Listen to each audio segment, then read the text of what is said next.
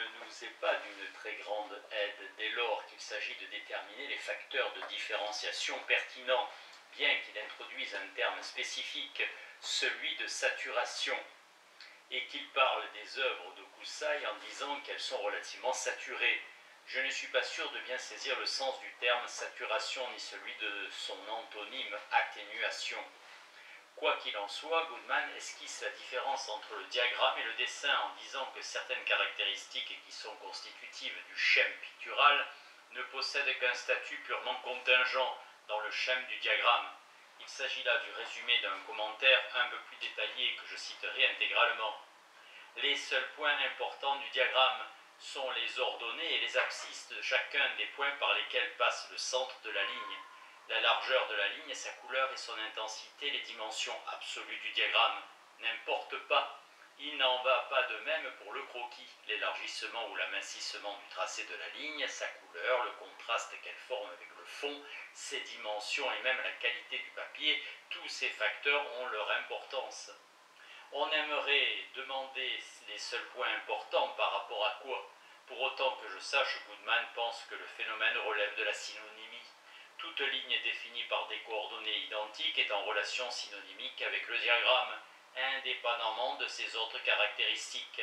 Il n'en va pas de même pour le tableau, puisque je pense qu'il faut d'abord déterminer lesquelles de ces caractéristiques sont constitutives et lesquelles sont purement contingentes.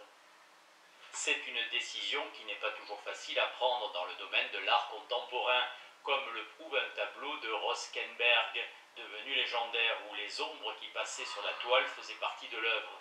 En fait, la différence est une affaire de degrés, car même le diagramme n'est pas complètement atténué. Sans doute, l'atténuation complète ne peut caractériser que des objets réels, c'est-à-dire auxquels ne correspond aucun prédicat représentationnel ou qui, pour employer le terme de Goodman, ne sont conformes à aucun caractère.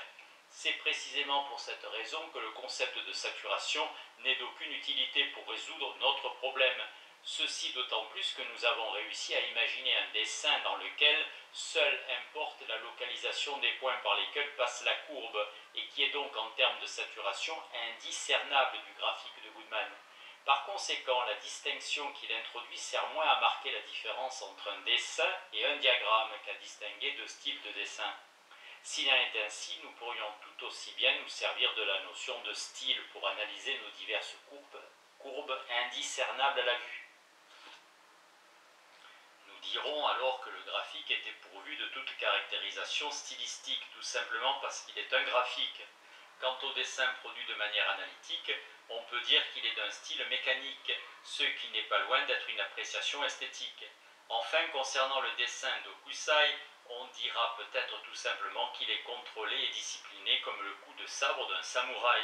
Bien entendu, on peut objecter que c'est uniquement parce que nous connaissons l'histoire de chacune de ces courbes que nous pouvons assigner des prédicats stylistiques différents à des œuvres qu'on ne saurait distinguer sur le plan de la perception. Mais si c'est en nous fondant sur des facteurs historiques que nous introduisons des distinctions entre divers objets qui sont susceptibles d'une appréciation stylistique différenciée, tout en étant indiscernables sur le plan de la perception, c'est peut-être tout simplement parce que les différences historiques sont l'outil de différenciation que nous recherchons. Je voudrais préciser cette idée à la lumière d'un cas réel. Dans un livre tout à fait respectable intitulé « La composition chez Cézanne », la critique d'Erle Laurent a analysé certaines structures fondamentales des tableaux du grand maître. Le livre est illustré de diagrammes très utiles, dont un surtout est devenu très célèbre. Il analyse le portrait très renommé que Cézanne a fait de sa femme.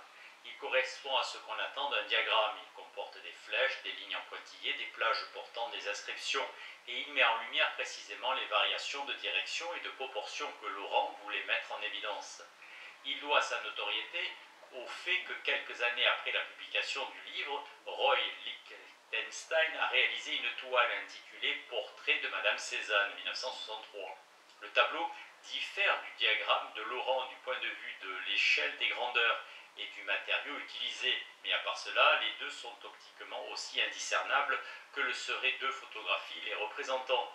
Cette ressemblance parfaite amena Laurent à déposer une plainte pour plagiat, ce qui donna lieu à une petite polémique dans les journaux. Il est vrai qu'à cette époque, Lichtenstein plagiait à tour de bras. Il a ainsi utilisé une image publicitaire, elle existe d'ailleurs toujours, pour la promotion d'une station balnéaire des Catskills, qui montre une jolie baigneuse. Il s'est servi de plusieurs œuvres de Picasso et de différents objets dont certains nous sont si familiers qu'il serait presque ridicule de parler de plagiat. Ainsi, pour citer un artefact dont il existe une réplique artistique, une boîte de potage Campbell ne saurait être plagiée au vrai sens du terme. On pourrait évidemment réaliser un plagiat au sens non artistique du terme. Par exemple, un fabricant de potage pourrait coller des étiquettes Campbell sur son produit, sur son propre produit, afin d'exploiter la familiarité et la connotation du nom, avec l'espoir d'économiser les frais de commercialisation supplémentaires qu'aurait entraîné la vente de son potage au curry sous un nom de marque inconnue. Ajoutons que le livre de Laurent a suscité des débats si nombreux dans le monde de l'art des années 50 que la possibilité d'un plagiat est pratiquement exclue. En fait, l'intérêt de ces polémiques n'est pas tant d'ordre moral que philosophique. Ce qui est en cause, c'est la différence entre le diagramme d'une œuvre d'art et une œuvre d'art qui consiste en quelque chose qui a l'air d'un diagramme. Dans le cas présent, la situation est très claire. Le diagramme de Laurent est à propos d'une peinture spécifique et concerne la structuration de ses volumes et de ses vecteurs dynamiques. Le tableau de Liechtenstein est au sujet de la manière dont Cézanne a peint sa compagne. Il est à propos de la femme telle que l'a vue Cézanne. Il est certainement intéressant et pertinent d'analyser le monde cézannien sous forme de plages portant des étiquettes, sous forme de flèches, de rectangles et de lignes en pointillés. Grâce à ses célèbres conversations avec Émile Bernard, nous savons que Cézanne a considéré la nature comme un ensemble de cubes, de cônes et de sphères. Il a défendu une vision pythagoricienne des formes fondamentales de la réalité, indépendante du témoignage des sens et des modes de représentation de la peinture traditionnelle. Quelques années seulement après ces spéculations géométriques, les cubistes ont dépeint le monde selon des principes semblables. Mais quelle idée singulièrement pertinente que d'appliquer cette vision géométrisante à la femme de Cézanne et de la traiter comme si elle était un problème euclidien. Car nous connaissons la forte pulsion sexuelle de Cézanne, partagée entre la pruderie et le satirisme, et nous savons le caractère passionné et violent de la relation avec sa femme avec laquelle il n'était pas marié et qui lui avait donné un fils. Si la personne qui a été la source et l'objet de tous ces sentiments a pu être réduite ainsi à une espèce de formule, cela en dit long sur le triomphe ultime de l'élan artistique chez Cézanne, même si la conséquence en a été une transfiguration, dans une certaine mesure déshumanisante, comme si la personne humaine n'était rien d'autre qu'un certain nombre de plans qu'il s'agit de traiter avec ni plus ni moins d'intensité et de subversion analytique que si c'était une pomme en cire. Cela fait évidemment penser à Monet, assis à côté du corps de sa femme Camille qui venait de mourir et qui avait été tout à la fois son modèle, son amour, son soutien et son ange gardien. Il découvrit avec angoisse qu'au lieu de se désoler, il était en train d'étudier la teinte pourpre de ses paupières. Il se demandait quelle sorte de monstre il était devenu. Liechtenstein nous montre quelle sorte de monstre Cézanne est devenu, si je puis me permettre d'établir ce parallèle. Il s'agit d'une œuvre profonde et en même temps pleine d'esprit qui traite de la manière dont le plus grand peintre des temps modernes a perçu le monde. En revanche, le graphique de Laurent n'est pas une œuvre d'art, c'est tout simplement le diagramme d'une peinture.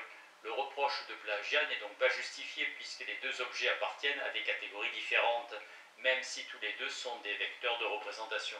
Cependant, on ne peut guère affirmer que j'ai vraiment prouvé ce fait, que l'un des objets soit reconnu comme une œuvre d'art alors que l'autre n'est considéré que comme un simple diagramme, n'est qu'un semblant de preuve, et l'honnêteté philosophique nous oblige à reconnaître que la question reste encore ouverte. Jusqu'ici, l'analyse nous a simplement permis de montrer que les deux représentations ont des contenus différents. Celle de Laurent est au sujet d'une peinture de Cézanne et celle de Liechtenstein à propos de la vision et de l'attitude face au monde qu'on peut supposer avoir été celle de l'homme qui a peint de cette manière-là. Même si l'un des contenus a plus de profondeur que l'autre, cette différence en elle-même n'est pas identique à celle qui nous occupe.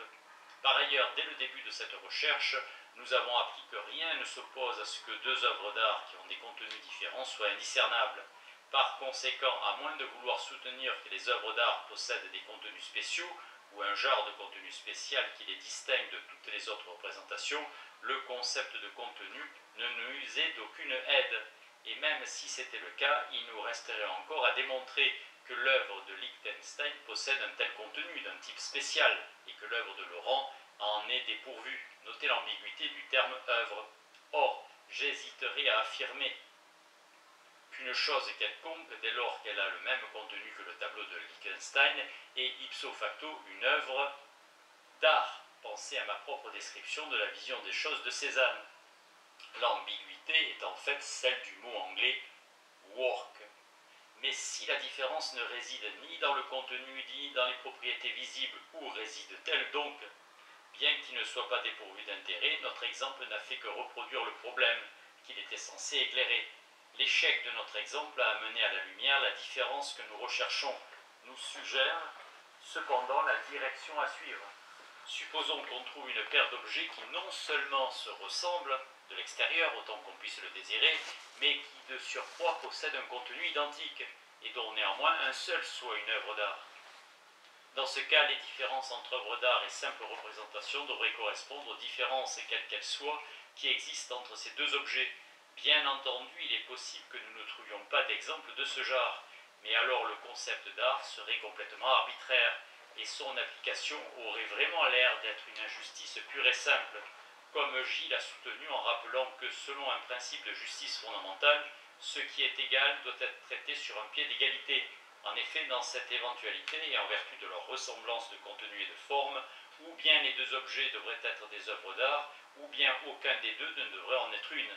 Il ne serait d'ailleurs guère moins arbitraire de considérer qu'un objet est une œuvre d'art, alors que sa réplique n'en est pas une, tout simplement parce qu'ils n'ont pas le même contenu, alors même qu'ils partagent la même forme.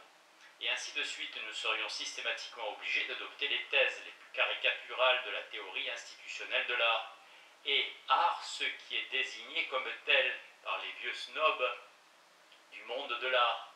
On voit combien il importe que nous trouvions l'exemple que nous recherchons. Heureusement, le débat sur lequel s'est ouvert ce chapitre nous autorise à emprunter nos exemples au genre artistique qui s'y prête le mieux. Cette fois-ci, nous allons donc choisir un texte. Examinons quelle est l'intention fondamentale qui anime de sang-froid de Truman Capote. Lors de sa parution, il y a un certain nombre d'années, on considéra qu'il s'agissait du premier roman non fictionnel. On y vit une création philosophiquement novatrice, en ce qui est démontré par un contre-exemple que la proposition « tous les romans sont fictionnels » est non analytique. Il s'agit d'un étonnant exploit d'imagination philosophique, mais pour le reste, l'auteur n'a imaginé aucun des faits qu'il raconte, ou du moins a-t-il une intention de ne rien imaginer, contrairement aux romanciers courants qui inventent les personnages, les épisodes, les situations et l'intrigue. Capote s'est servi des techniques de ce qu'on appelle aujourd'hui le journalisme d'investigation. C'est en creusant les faits qu'il a découvert tout ce qu'il était possible de savoir du meurtre qui constitue le sujet de son livre. Du point de vue du contenu, il pourrait s'agir d'un rapport judiciaire très minutieux des services du procureur de la République ou d'un article de journal dont l'auteur aurait fait preuve d'autant de résolution que Capote. Il est certain que Capote a pu commettre des erreurs, mais la présence éventuelle de méprise dans son compte rendu n'en ferait pas pour autant une œuvre de fiction, car s'il en était ainsi, tout rapport judiciaire ou article de journal contenant des erreurs transformerait son auteur en un écrivain de fiction. La différence entre la fiction et la non-fiction est aussi subtile que celle qui existe entre la poésie et la prose. Une fiction peut comporter des vérités historiques, et une non-fiction des contre-vérités historiques, sans que les deux textes se transforment en leurs contraires respectifs. Cela dit, je me bornerai ici à esquisser le problème. Le lecteur entreprenant pourra en développer lui-même toutes les conséquences. Ce qui importe, c'est que par supposition, nos trois textes, c'est-à-dire le roman, le rapport judiciaire et l'article de journal, exposent exactement les mêmes faits. Mais comme ils diffèrent par leur écriture, ils ne remplissent pas une des conditions principales de l'exemple que nous recherchons. Ils ont uniquement le même contenu. Par ailleurs, ils divergent en fonction de leurs buts respectifs.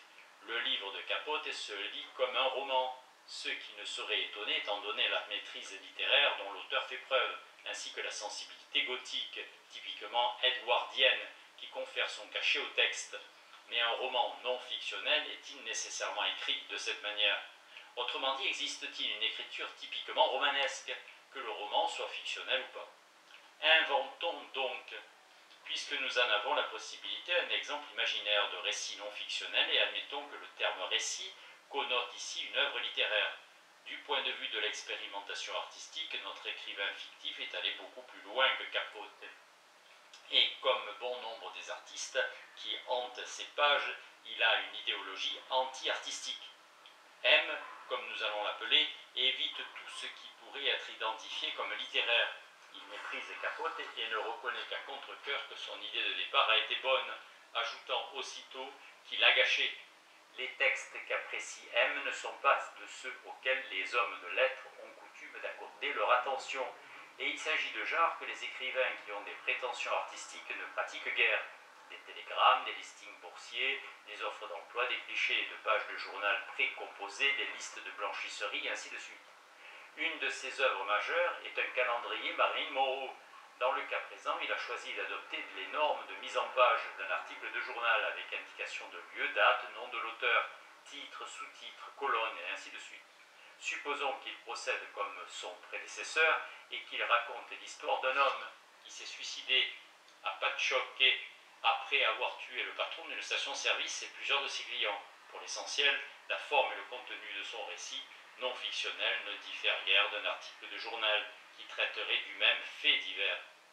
Par exemple, le compte rendu écrit par le reporter de Newsday, appelons-le M, aussi, afin que les noms d'auteurs des deux textes coïncident, qui s'occupe des crimes de province. Le journaliste ne fait que son métier, mais M dit que lui aussi ne fait que son métier, qui en l'occurrence consiste à faire de l'art. Évidemment, les deux produits sont parfaitement superposables. On pourrait sans doute envisager des exemples plus élaborés et moins crédibles, mais celui-ci a l'avantage de mettre en scène une situation possible. La question qui se pose est en gros, en quoi les deux récits diffèrent-ils et qu'est-ce qui fait que l'un est une œuvre d'art et l'autre non?